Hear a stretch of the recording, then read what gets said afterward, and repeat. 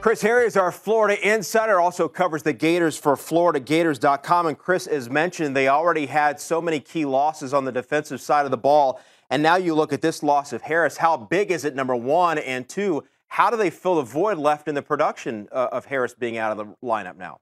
Well, obviously, it's significant. You're talking about a team and a defense that was one of the best in the country last year, Ray, and was already gutted by the NFL draft. I believe 7 players drafted. I believe it was 4 in the first 2 rounds, at the 5 in the first 2 rounds, I believe. So they were already reeling a little bit in terms of trying to find depth to replace some really, really good players. But Marcel Harris was the leading tackler on this team last year. He was front and center for 2 of the biggest plays of the season last year. Everyone will remember the goal line stand at LSU, where they stopped Darius Geis to win the SEC East on the last play of the game in Baton Rouge in that crazy, very rivalry, very intense-driven game.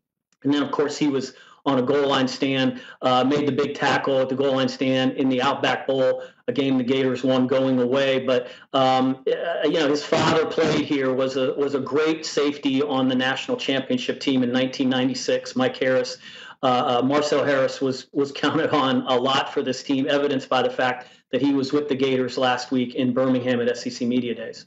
You mentioned that he attended Media Days, so obviously one of the leaders that Jim McElwain has put forward for this team. I mean, that's a huge voice, not on the football field. So who steps up from a leadership standpoint defensively? That's right, and a lot of that probably has to be organic with some guys. But you're talking about this is DBU now, so there's supposed to be some really good defensive backs. So they got 3 coming back who have played before in Duke Dawson, in Nick Washington, and Chauncey Gardner, who was the MVP of the Outback Bowl in the win over Iowa. He had 2 interceptions in the fourth quarter, including one he took back 58 yards for a touchdown. So it starts with those guys in the secondary, but they got some other pretty damn good players in David Reese, Rashawn Joseph, and Taven Bryan, who are guys that they're going to be leaning on for those leadership qualities. And at the same time, like I said, organically, some of that has to come to fruition because other guys are going to have to step up in replacing the likes of some of these NFL players, Quincy Wilson, Jalen Tabor, Jared Davis,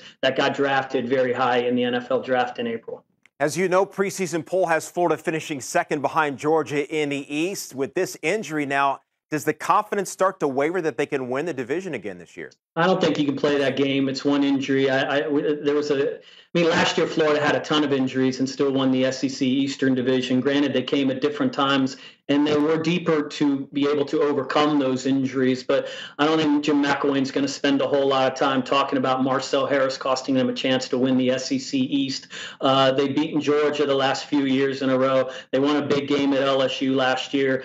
Florida is very confident that it can win the SEC East. Obviously, it's not the division. The West is. So they'll go into the season with the same kind of confidence they had the last few years. The difference is they're going to have to be more productive on offense, which is an entirely different conversation we can have at another time. Yeah, all right, Chris, hang tight. We're going to talk more Gators football in a moment, including quarterback Malik Zaire, who is there in Gainesville. Jim McElwain is excited to have him and even said he's not coming here to hold a clipboard, but one member of the national media has gone on record that Zaire will never start at Florida. More on that in just a few minutes. All right, so let's stay in the Sunshine State. There you see Malik Zaire. We'll talk about him, as I just said, in just a few moments with Chris Harry as the new quarterback who transferred in from Notre Dame, set to potentially take over as the starter. He's got some competition, though, down in Gainesville. And we have one national media member who's a little critical of his landing there in Gainesville to see if that's going to work.